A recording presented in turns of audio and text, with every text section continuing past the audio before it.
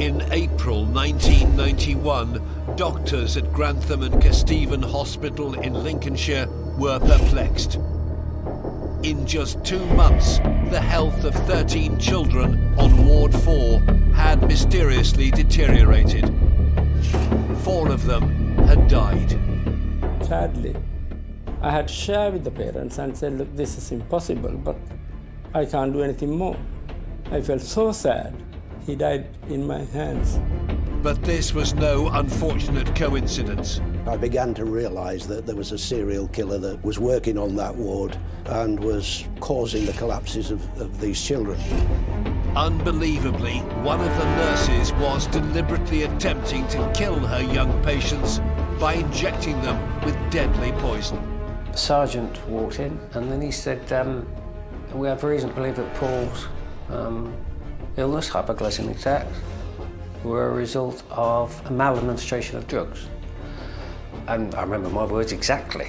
That would explain a lot, wouldn't it? Beverly Allitt, the woman dubbed the Angel of Death, had without doubt become one of the world's most evil killers.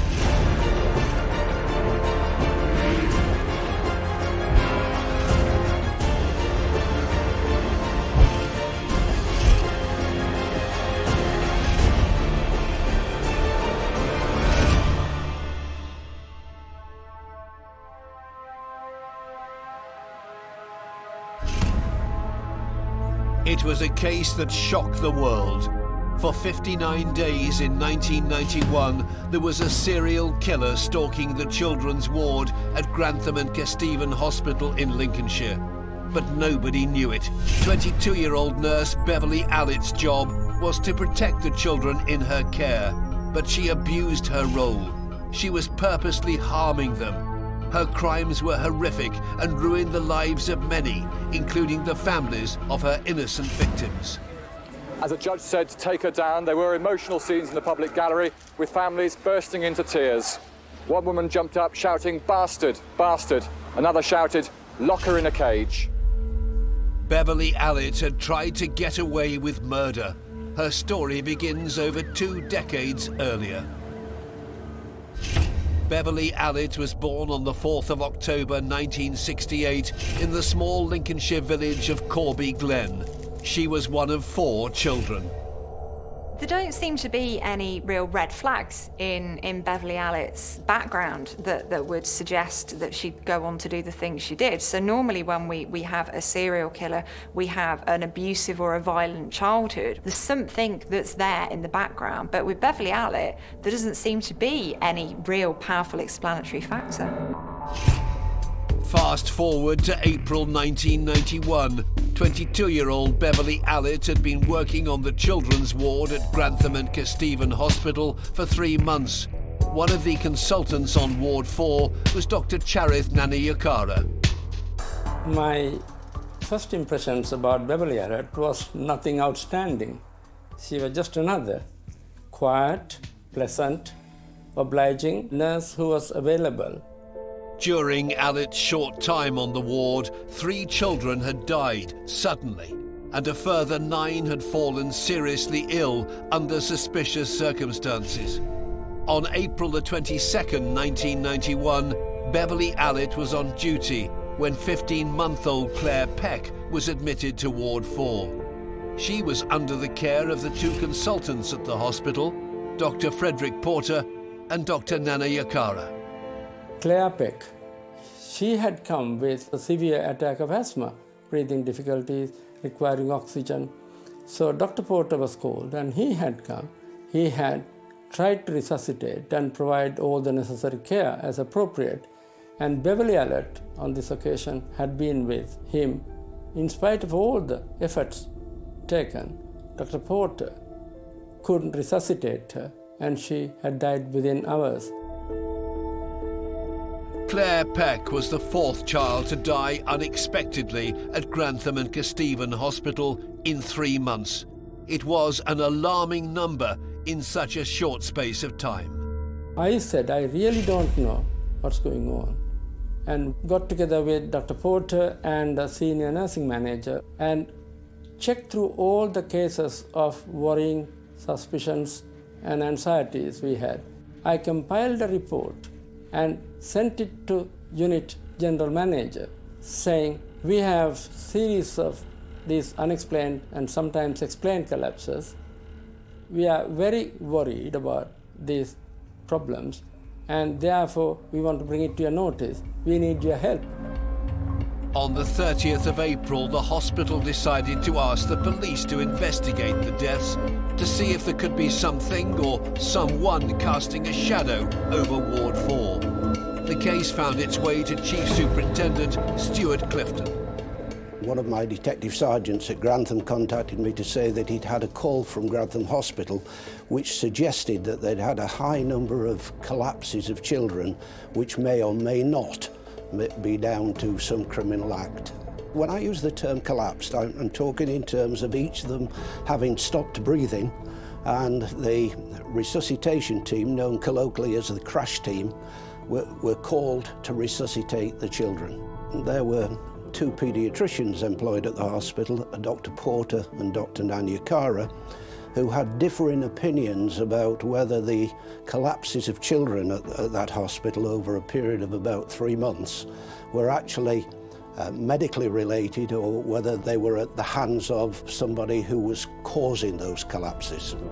After a meeting between detectives and doctors on the 3rd of May, it was decided they'd ask Professor David Hull, an expert in paediatrics, to give his insight on each of the cases. He set out in some detail his findings, but concluded by saying, of the 13 children that I've looked at, I think that there are only 3 that are worthy of further investigation. In 2 of these cases, I feel that there will be a medical explanation, and in one case, a little boy called Paul Crampton, I think it's worthy of further investigation. 5-month-old Paul Crampton had been admitted to Ward 4 on the 20th of March 1991 with a chest infection. His dad, David, remembers it well. Paul was actually born with measles, and he was taken home, and then after a relatively short period, a few months, Kath took him to the doctors, my wife, and he had a wheeze. They were, I think, overcautious, but that's the right thing with a child of that age, and they took him into hospital. The first 3 days of his care were completely unremarkable, and he was expected to go home on that 3rd day. During the course of that day, Beverly Allitt brought to the attention of other nurses the fact that this little boy was having difficulty breathing. I walked into a scene I did not expect, and that was Paul in the arms of a nurse, I think, at that particular time. He was cold, clammy, grey. And I recall that Nurse Beverly Allitt was there, and she said at the time, this child is hypoglycemic. The doctor had been called, the doctor came, and Paul was taken into the treatment room, and he disappeared for what seemed to be an eternity before we were allowed into the treatment room. And I remember Paul sat there playing with his toes. He seemed to have made a total recovery. The following day, which was a Sunday, Beverly Allitt went to take the drip down, and within the space of a few minutes, the boy was once again hypoglycemic. So obviously that was quite frightening. So we went within a very short space of time from a child that's coming home to a child that's now seriously ill, and without too much explanation. 3 days later, this little boy is expected to go home that day because he's continued to recover from his attacks. At about 10 minutes to 12, the boy's father goes up to the hospital canteen to get himself a sandwich, and when he returns some 20 minutes or so later, he finds a little boy that is grey, arched back, and clearly in some form of distress. Call came from the ward that Paul had collapsed again, and my colleague rushed through, and when he saw his collapse, he immediately called the team from Nottingham and transferred him. He went in the ambulance, both with my wife and with a doctor, and Nurse Beverly Allitt went in the ambulance with him. I remember walking into the ward at Queen's Medical Centre, and it was just a totally different atmosphere. Calm, relaxed. Paul was in intensive care, but I just got the feeling that he was just going to get better. And he did. Transferring Paul Crampton to Queen's Medical Centre in Nottingham had saved his life. Tests revealed the insulin in his blood, which is usually between 4 and 6 milliunits per litre, was alarmingly high. Dr. Porter had taken blood which had been sent to the University Hospital at Cardiff for examination. The insulin in the blood of Paul Crampton at 47,000 is the second highest ever recorded in the world. He was fortunate enough to survive, and it was felt that he had abnormal external insulin being administered. I think when we got the blood results, I began to realise that there was a serial killer that was working on that ward and was causing the collapses of these children. I had a phone call from Grantham Police, and it was, "We'd like to come and see you. I won't tell you what it is, but we'll come and see you tomorrow." So I had an officer in Grantham at the time, and the sergeant walked in, and then he said, "We have reason to believe that Paul's illness, hypoglycemic attacks, were a result of maladministration of drugs." And I remember my words exactly. That would explain a lot, wouldn't it? It was unthinkable. Was someone at Grantham and Kesteven Hospital murdering helpless children? The police had to investigate each of the cases to try and find the killer. They would begin with 7-week-old Liam Taylor, who was admitted on the 21st of February 1991, just 2 days after nurse Beverly Allitt had begun working on Ward 4. They had to tread carefully. In a healthcare setting, it is very difficult to investigate a murder or a suspected murder because all of the individuals on that ward have a legitimate reason to be there. They have the access to the victim anyway. And often it's very difficult to prove that direct link between one particular member of staff and one particular victim. So the police have got a really, really difficult job on their hands when they're investigating this type of crime. And it wasn't going to get any easier. About a week or so into the inquiry, the whole investigation was blown by the local paper. And of course, then the world's press descended on Grantham. Local radio reporter Sean Dunderdale was one of the first journalists to latch on to the story. None of us had experienced a story like this before. We kind of heard rumours. We knew the police were involved at the hospital, that something was happening, but exactly what? I mean, at that stage, I don't think even the police knew what they were facing, what they were coping with. Because nobody knew what was happening, there wasn't that much information to start with, and slowly it started to develop as a story that clearly something big was happening at Grantham, that there was a major investigation, and eventually it did sort of get out there into the media that there had been certainly a number of odd occurrences involving children on the children's ward. Detectives began to approach family members of the victims with the shocking news that their children may have been deliberately attacked by an active serial killer. In the early stages of the investigation, the parents certainly had an attitude that suggested that the police should not be interfering with an investigation of this type. I think it's fair to say that as the teams began to investigate the circumstances and they became more and more aware of the circumstances surrounding the collapse of their child, they became more and more on board. Police had to try and find a link between all 13 of the children who'd been affected. They began with the first suspicious case, the death of 7-week-old Liam Taylor, who'd been left under the care of a new staff nurse, Beverly Allitt.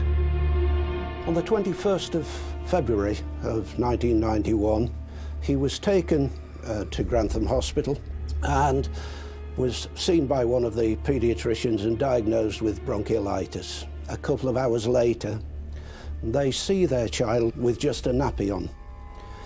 He's clearly terribly distressed, and the nurse, Beverly Allitt, explains that during the course of feeding, he'd vomited and choked.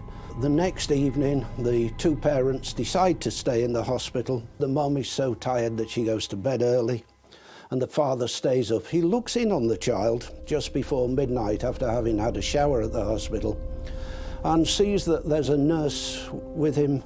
He goes off to bed thinking that the problems are over, and he's awoken about 5 o'clock in the morning by the night sister, who asks him to come because Liam has relapsed. The child's blue, back's arched, and Dr. Nanyakara tells them that he stopped breathing and they'd had some difficulty restarting the heart. Later that morning, Liam dies.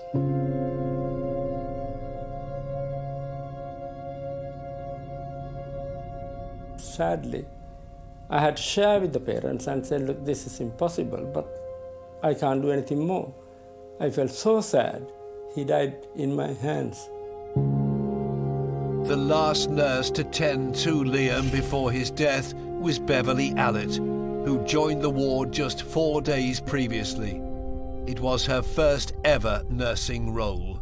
So Beverly Allitt had applied to other hospitals, other departments for a job as a nurse upon her completing her qualification. She'd been turned down by all of them. When Ward 4 employed Beverly Allitt, it was because they were incredibly short-staffed. They were pretty desperate. They needed more nurses on duty.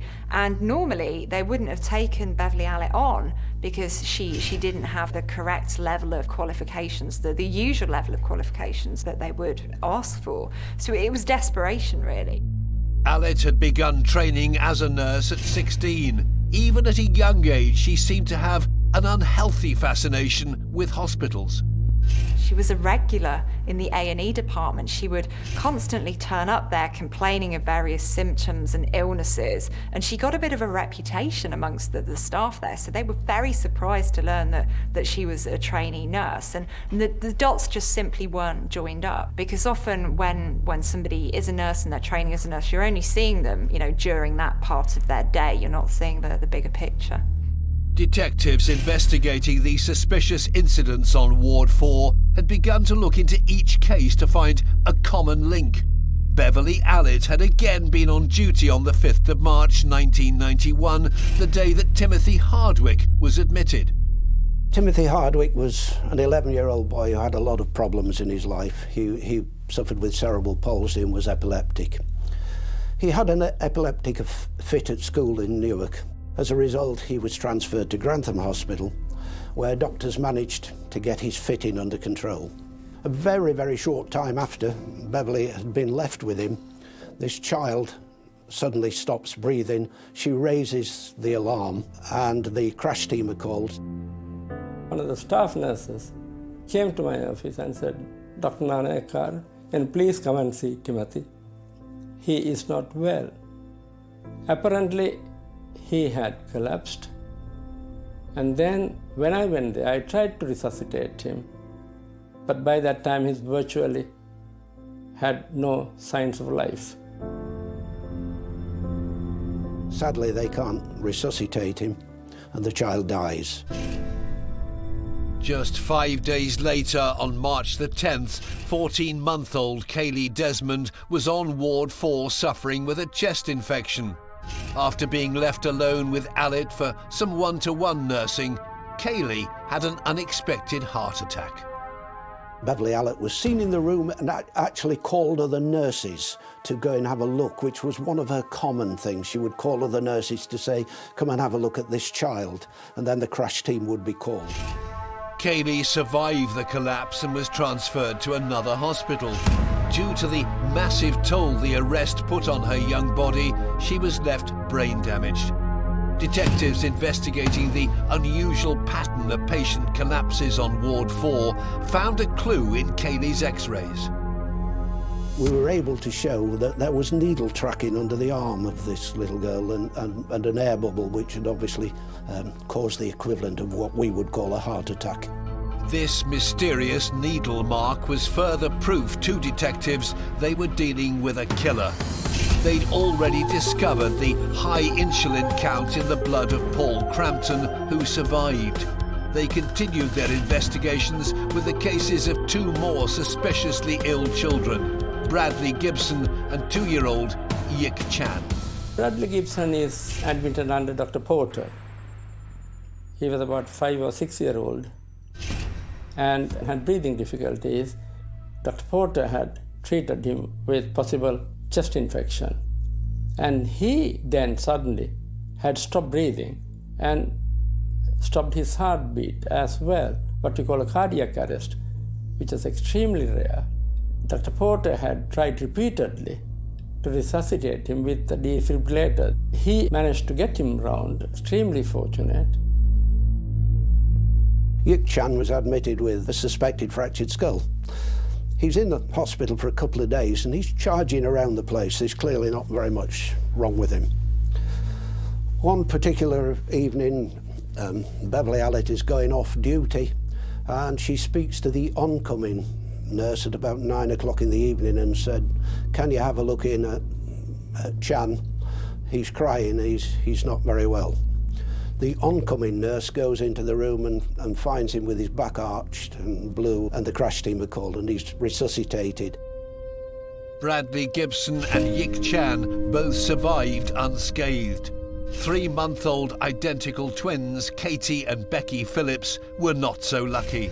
The pair were born prematurely and were regular visitors to Ward 4. In early April 1991, they were back and being treated by Dr. Nana Yakara. They had repeated admissions, not surprisingly again, with variety of illnesses, diarrhea, vomiting, breathing difficulties, and so on and so forth. And the parents, quite rightly, were very worried and brought them straight to the hospital rather than going to the GP. I had seen them and discharged them, reassured the parents. But the same night, Becky was brought to the casualty. The casualty staff taking lots of effort to resuscitate her, but she was virtually dead. So I had a long discussion with the parents. They were completely shocked and they were very, very upset. I left some blood samples in the laboratory for any future investigations if needed. And we subsequently found that blood and had it analysed, and that contained 9,660 milliunits per litre of insulin in the blood. And you always have to remember with these huge figures that a child should have 15 to 20 milliunits. So it's horrendous. Later on that same day, April the 5th, Dr. Nana Yakara asked Becky's parents to bring her twin sister Katie in as a precaution. Katie's taken into hospital and that afternoon she is allocated to the care of Beverly Allitt. One of the senior nurses goes to that particular room to see what's going on. As she enters, she sees Beverly Allitt nursing the child in her arms. The child's crying. She sees that the child collapse within Beverly Allitt's arms and the crash team are called. They manage to resuscitate Katie, who is later transferred. But over the next 3 days, the child Katie suffers convulsions, and this child is severely brain damaged as a result of what occurred. Now, during my investigation, Detective Inspector Jones managed to find x-rays that were taken at the time. The child had squeeze injuries, which had broken a number of ribs.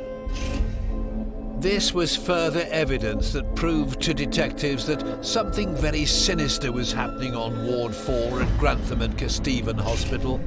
Between the deaths of Becky Phillips on the 5th of April and Claire Peck on April the 22nd, 4 more boys had been admitted with minor symptoms and unexpectedly came close to death.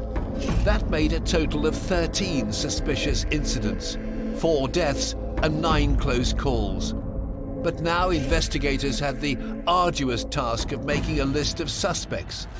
One of the names on that list was a woman who always seemed to be on duty whenever something went wrong. 22-year-old staff nurse, Beverly Allitt. In May 1991, police were investigating a spate of mysterious deaths and illnesses on the children's ward at Grantham and Kesteven Hospital in Lincolnshire. After digging deeper into the individual cases, they were certain they were chasing a serial killer. There's clear evidence of air injected under the arm of one child. There's evidence of squeeze injuries. There's evidence of insulin. What was a common factor with the vast majority of these children was that each of them had a cannula fitted, a site, usually in the back of the hand, where drugs or drips can be administered through. So injecting cardiotoxic drugs would not be very difficult because it could go in through the IV port.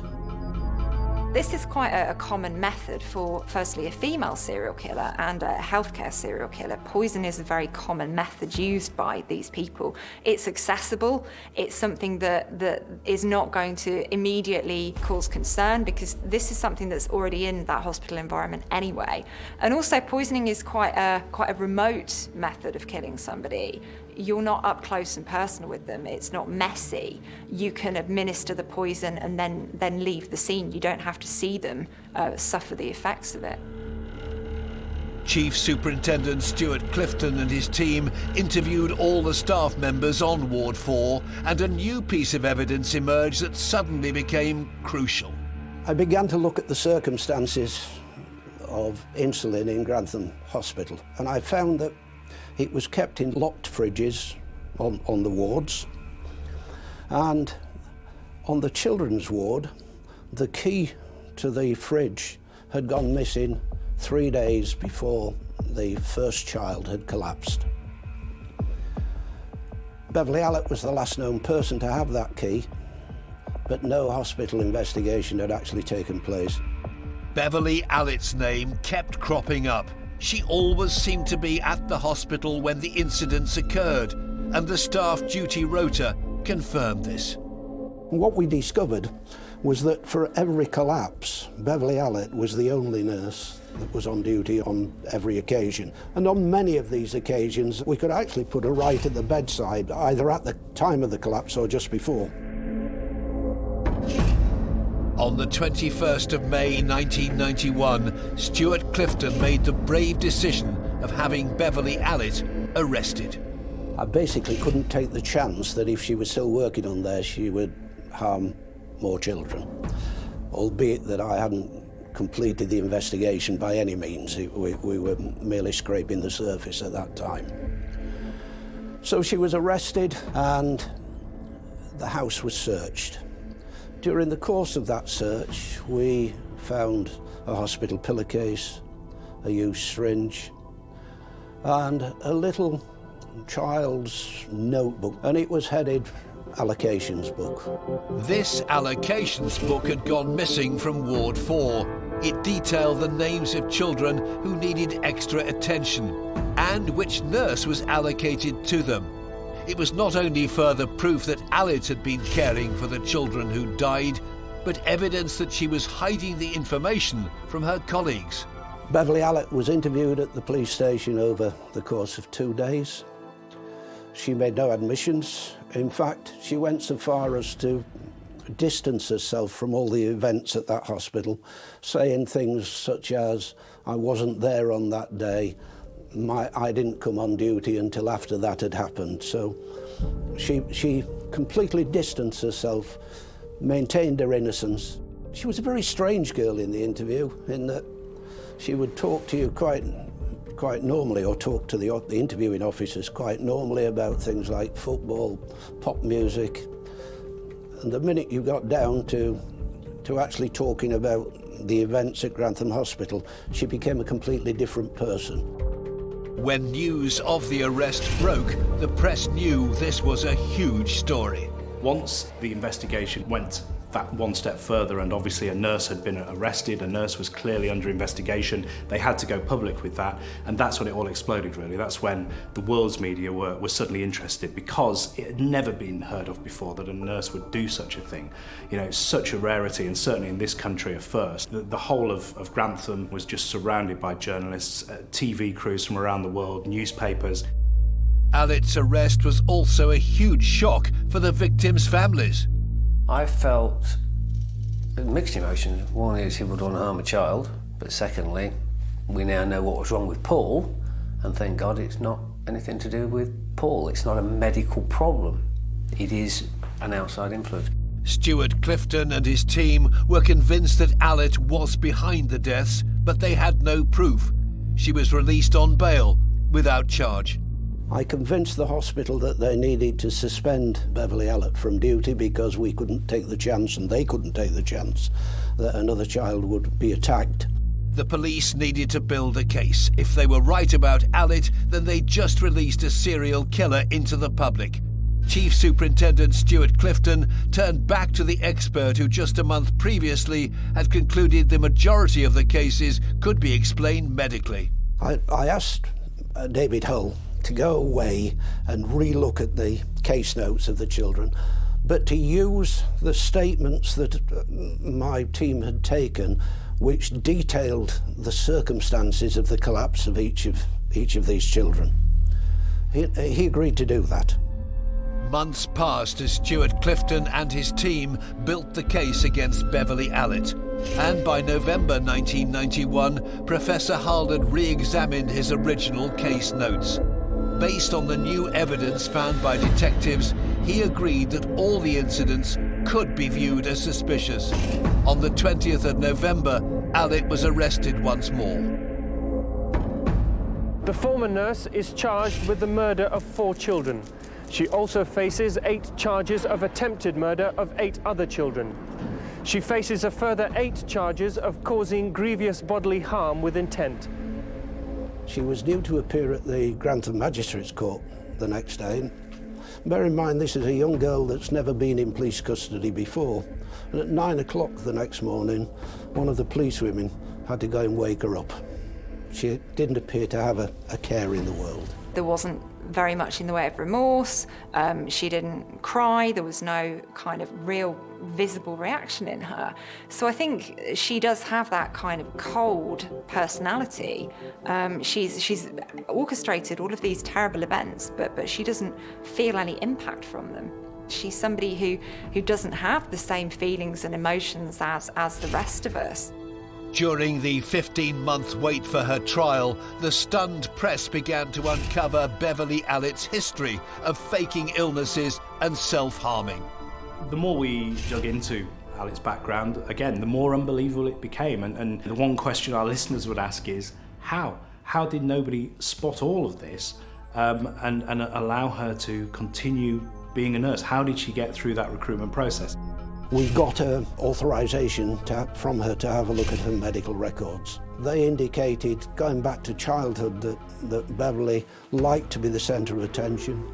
There were incidents while she was at school where she would sprain a finger and demand that her arm be put in a sling. I think it's tempting to look back and say they should have picked up on that. They should have known that this was somebody who was not quite right.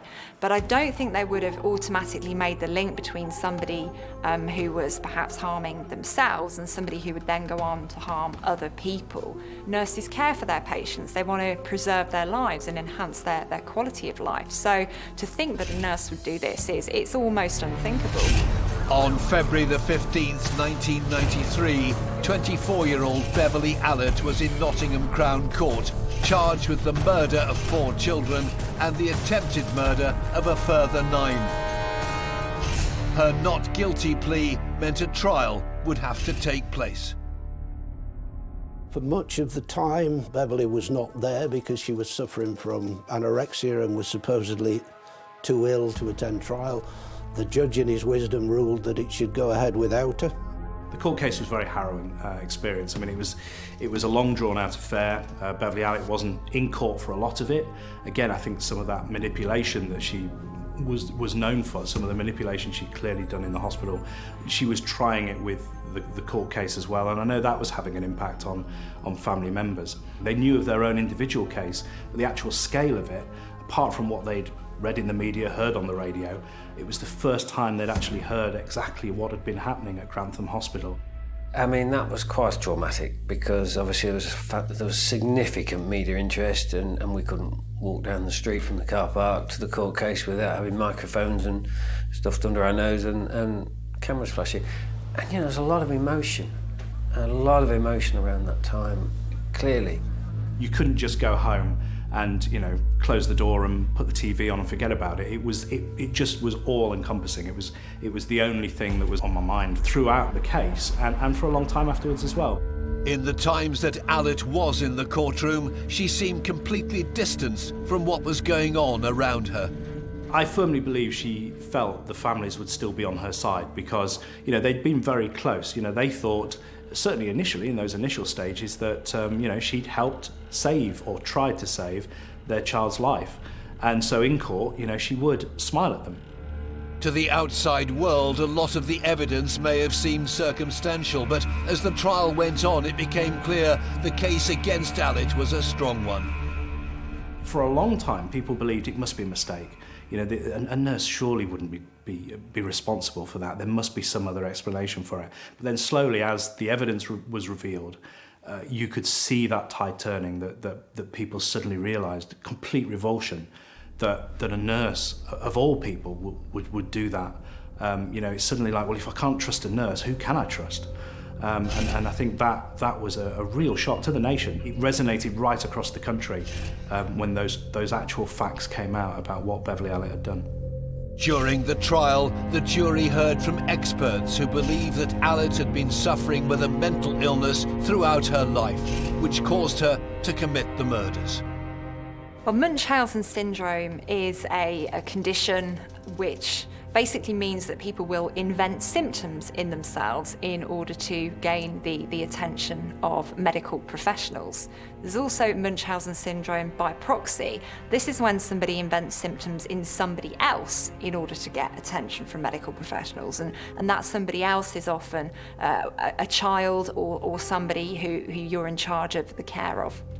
I think she's certainly ill, and there has to be an element of evil somewhere within that, because people can be ill without wishing to cause harm to other people. On the 28th of May 1993, after a draining 3-month trial, the jury had reached a decision. I think the moment we were called back into the court is something, you know, I'll always remember. It was very tense, you know, very quiet. The member of the jury stood up, and that first verdict came in of guilty, and there was just again an intake of breath, lasted just a couple of seconds. Then someone, I remember, shouted yes, and I think there was a couple of people clapping, and then tears from the families, tears from members of the public. It was a very difficult job for the police to actually say, you know, without doubt, Beverly Allitt was responsible. So there was always that possibility if the jury could have just tipped the other way. And thankfully, you know, that guilty verdict came in. I think it was a huge sense of relief for everyone. On May the 28th, 1993, Judge Mr. Justice Latham sentenced Beverly Allitt to 13 concurrent life sentences, one for each of the charges against her. A relieved David Crampton made a statement outside the courtroom. Well, I saw Beverly Allitt as a rather pathetic figure, really, and when we listened to her medical evidence, we probably could conclude that these tragedies were inevitable. There was clearly some massive media interest associated with the Allitt case, both pre and post the trial. That was pretty easy for me and my family because Paul was at home and well. If something worse had happened to Paul, such as it happened to other families, how would I have conducted myself? I don't know. Thankfully, I'll never have to know. Paul is 26 years old, he has a house, he has a long-term partner, lovely girl, he's got a career. Paul's doing very well, very, very well. Beverly Allitt was immediately sent to Holloway Prison, but after just a week behind bars, she was transferred to Rampton Secure Hospital in Nottinghamshire. I think the fact that Beverly Allitt has ended up in a secure hospital is a really interesting one for me, because this is somebody who, before developing Munchausen syndrome by proxy, could have been argued to have just Munchausen syndrome. So she was fabricating illnesses and symptoms in herself before she was harming other people. She was going after that role as the patient. She wanted to be seen, by medical professionals and play that sick role. She's essentially achieved what she set out to achieve. She's got that status as the patient, which she always wanted. What do I think about where Allitt's serving her sentence? I don't waste any energy on that. I don't really think about it. She doesn't enjoy the same freedoms that I do, the rest of my family, and the vast majority of the population of this country. She's in a prison. Whether that is more comfortable than perhaps some people would like is a bit academic, really. In December 1993, Central Television interviewed Beverly Allitt inside Rampton Hospital as part of a special news report. She enjoys relative luxury and freedom within the maximum security walls. The parents of her victims, who gave their approval for these pictures to be included in Central TV's The Tuesday Special tonight, believe she should be in prison. It's not too bad. What's the good thing about it? We're out, got more freedom in it. You like it better than where you were before? Yeah. Why? Because I've got more freedom. I'm not locked up all the time.